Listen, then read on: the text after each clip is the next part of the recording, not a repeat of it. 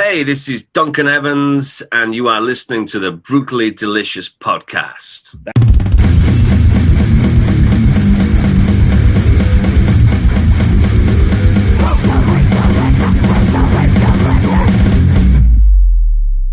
Well, thank you for joining me. I know we've been trying to do this for a while. You been all right?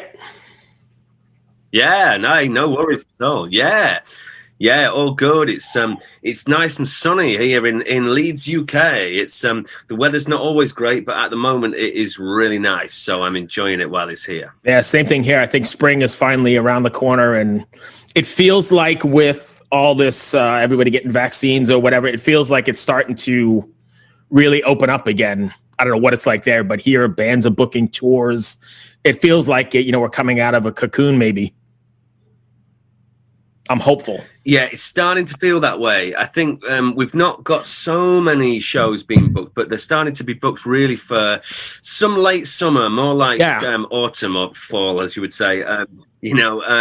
But, we're hopeful. I think it all just depends how the vaccine goes. I think what's good is that the case numbers don't really seem to be going up. They still seem to be going down. Yep. So we just got to cross our fingers because I can't wait to get back to shows and tours and festivals, but both playing them and just going to see bands and socializing and reviewing them and all that because I really miss it, Yeah, another summer without shows will be unbearable to me. I know, and it's just so devastating for the industry as well, especially for small venues and those medium-sized artists that may be on the kind of, the metal and like DIY sort of alternative scene that we all know about. There's so many bands that really rely on touring for their income, and that if that can't happen, they're just, they don't sell enough records to make a living off that, know? So, yeah. So. All right. Cross our fingers. Hell yeah. So for those not familiar with Duncan Evans, can you give us the 2-sentence boardroom pitch? Wow. Okay. So basically I play dark folk, post-punk. I've got a couple of albums out on Prophecy Productions. I've got a split album coming out soon on Trepanation Recordings. I'm an ex-member of Forest of Stars, and I'm also part of 2 other projects called Waxworm and Moonlow. Beautiful. So you keep fairly busy. Maybe 3 sentences. That's okay. But you keep fairly busy then. Yeah, for sure. Yeah, I love music, and I just like to get involved in all sorts of different ways. I do some music journalism as well. I do some bits of writing, and I've done a couple of reviews for yourself, actually. Yeah. But I get involved as much as I can, and I like to change it up a bit. So I suppose one thing about me is that the different projects that I'm involved with, or that I have been involved with, are not really all the same style. Forest of Stars was sort of avant-garde black metal.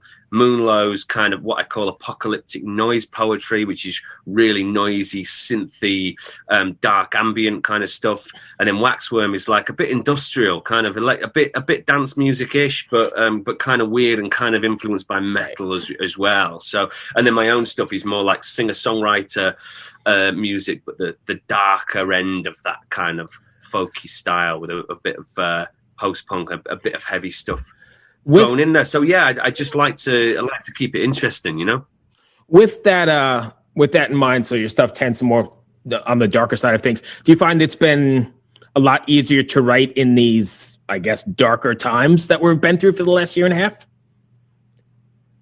I mean, yeah, there's definitely something in that. I think with Moonlow, especially, because Moonlow was not a thing until about pretty much just a bit more than a year ago, at the very start of the pandemic, before we'd properly locked down. I actually got ill. I think it probably was COVID. I don't know. They didn't really have testing back then. But basically, I had to self-isolate at first, and then while I was self-isolating, while I was pretty ill, it wasn't like, anything really worrying, but it was like bad flu.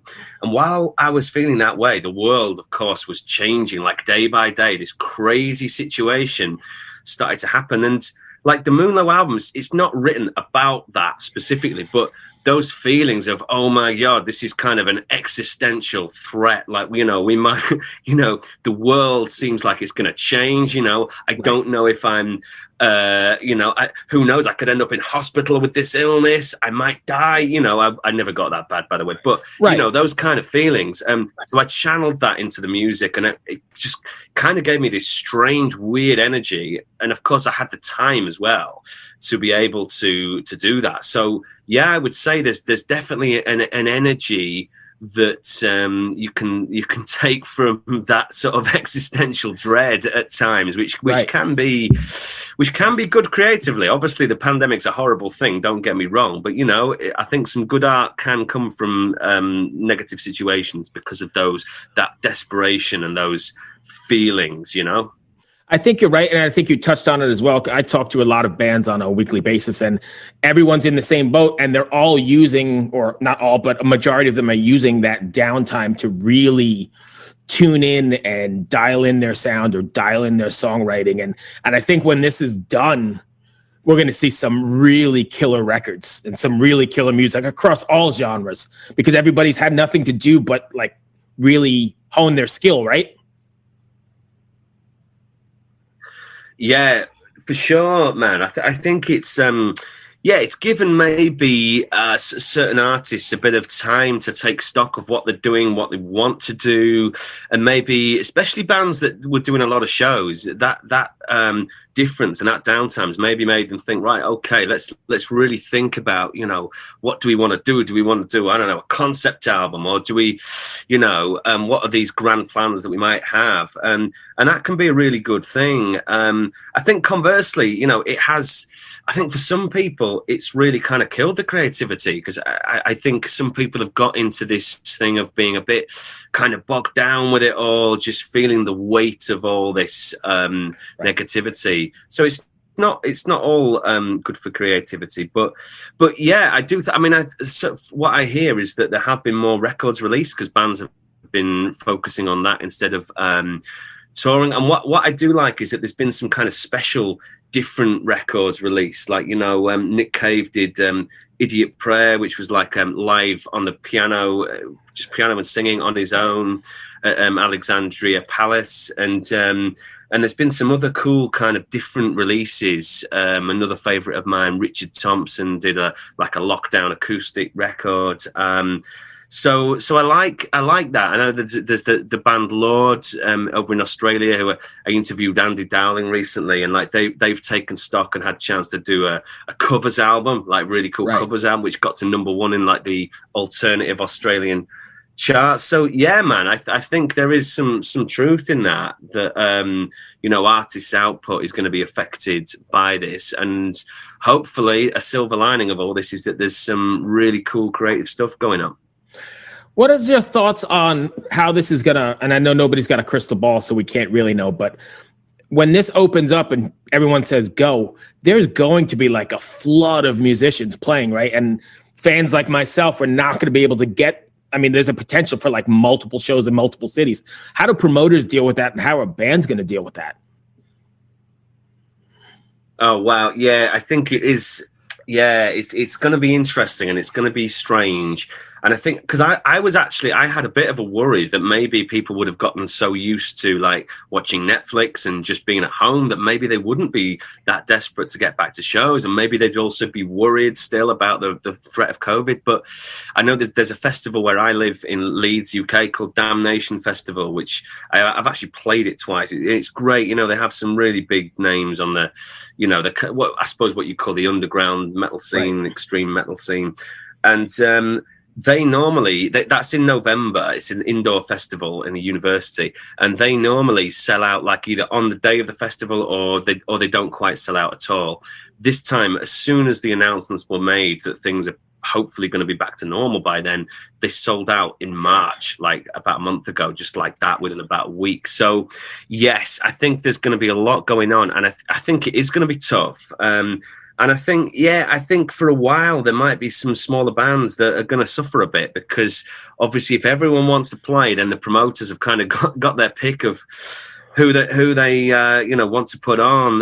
There's going to be a lot of people desperate to get out there. But yeah, the other problem is that there's just going to be that split with the audience where, you know, if there's 10 shows on one night, then there's not necessarily going to be 10 shows worth of audience on one night in one city. I kind of think we just got to wait and see, and we've got to let it kind of iron itself out. And I'm partly hopeful that because there'll be such, because people have seen how small venues have been affected, and because there's so much underground support, you know, for DIY bands, I'm hoping that support is going to come out. You know, like I've seen there's a local venue called Boom, which is a really cool venue for metal and punk and stuff like that. And it's not been able to open at all for over a year, but they've been supported. They've done crowdfunders. They've sold cool merch. They've done some special live stream shows from the venue, and, you know, with some quite big names as well. And they've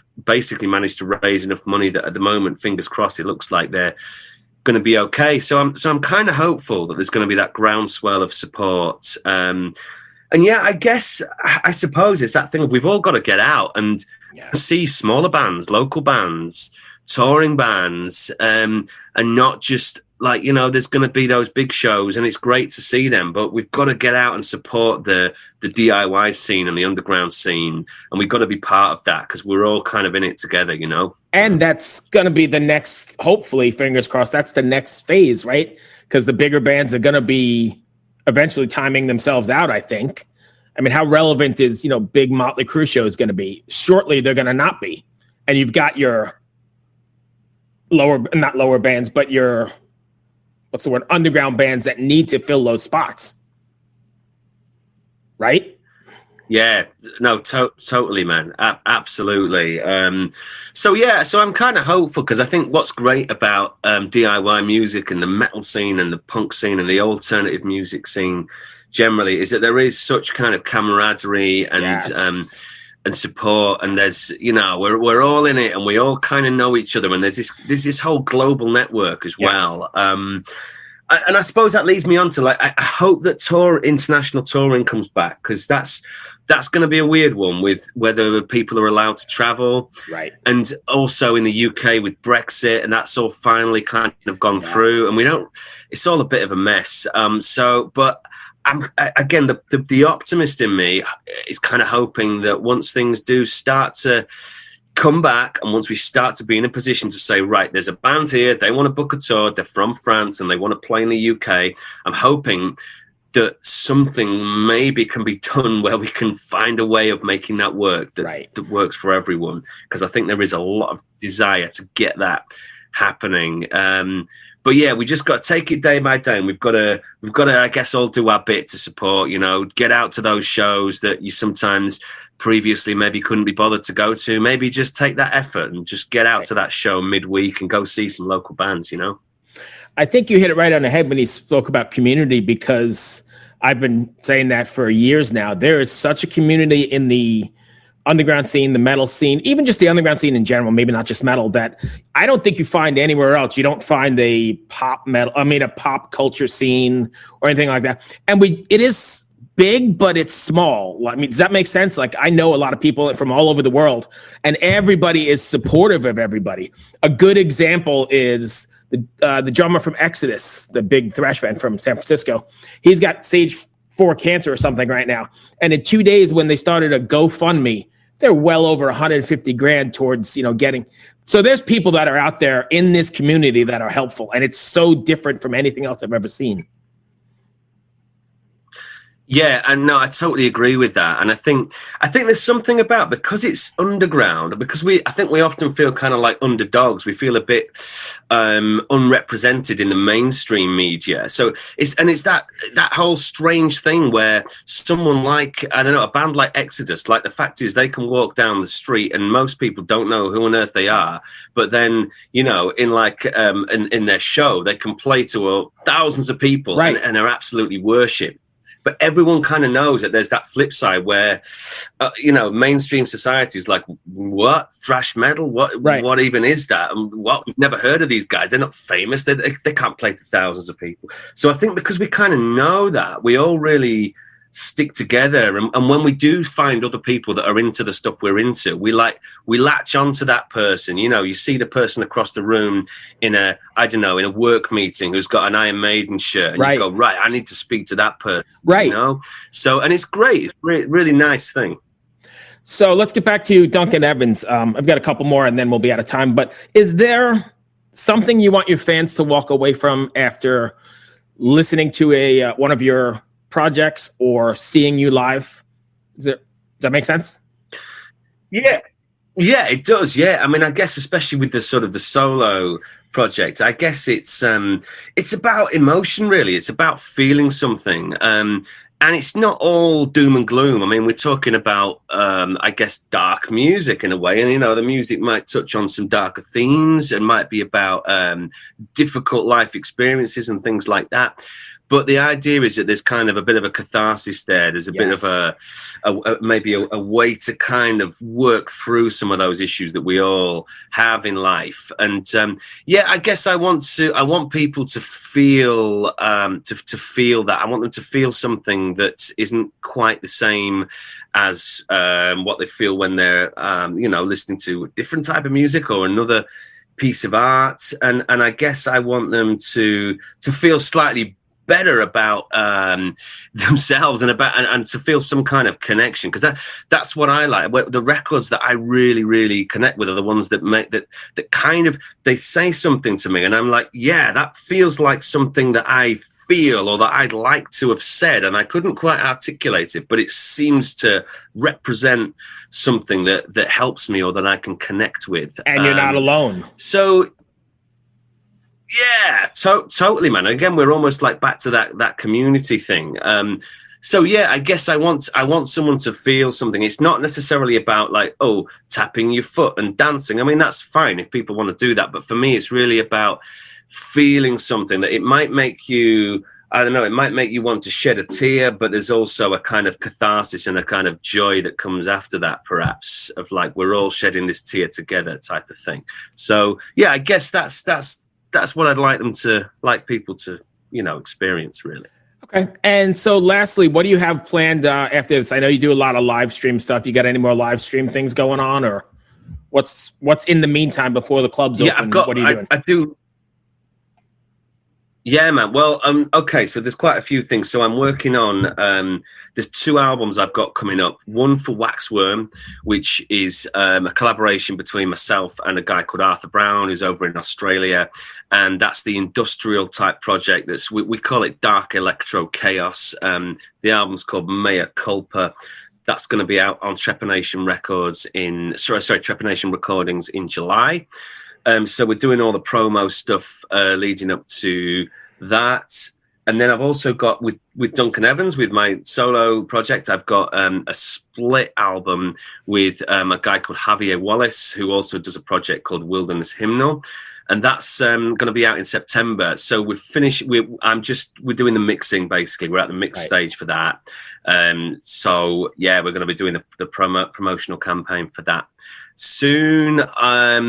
And yeah, I do live stream chats pretty much every Saturday on my Instagram live stream chats. So the next one's with Andrew Davey, the author. I've got quite a few coming up. I can't remember them all off the top of my head, but most Saturdays. And yeah, I haven't actually got a live stream show booked at the moment, but that's something that I might look at, because I think in the UK it's going to be a few months till we know we've got shows back, and I'm waiting till we know they're back till I book anything, because I don't want to book more shows and then have to move them again.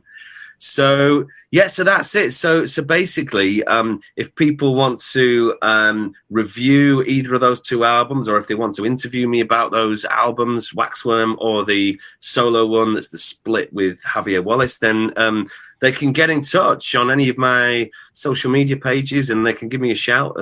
Yeah, and we can do that. So yeah, lots going on, basically. Thank you so much, man. Good luck with your situation there. Hope it all works out, and we'll see you soon. Thanks, man. It's all looking good for now. Thanks. See you soon. All right. Be well, my friend. Bye. Cheers. Ever wonder what a punch from Elton John feels like? Or how you'd cope with having turned down the chance to be in Nirvana? Or what signal Keith Richards gives when he wants you to get the hell out of his hotel room? fans of Too Much Effing Perspective don't have to wonder, because they've heard these exact stories and a jillion others on our podcast. I'm Alex Hoffman, former tour manager for Radiohead. And I'm musician and comedy writer Alan Keller. On the TMEP show, we get guests like Nancy Wilson from Heart, Jeremiah Freites from the Lumineers, and Modern Family's Julie Bowen to tell us things they may have only shared with their therapist, clergy, or a TMZ stringer. So join us on Too Much Effing Perspective. That's EFFING Perspective. The only podcast you crank up to 11.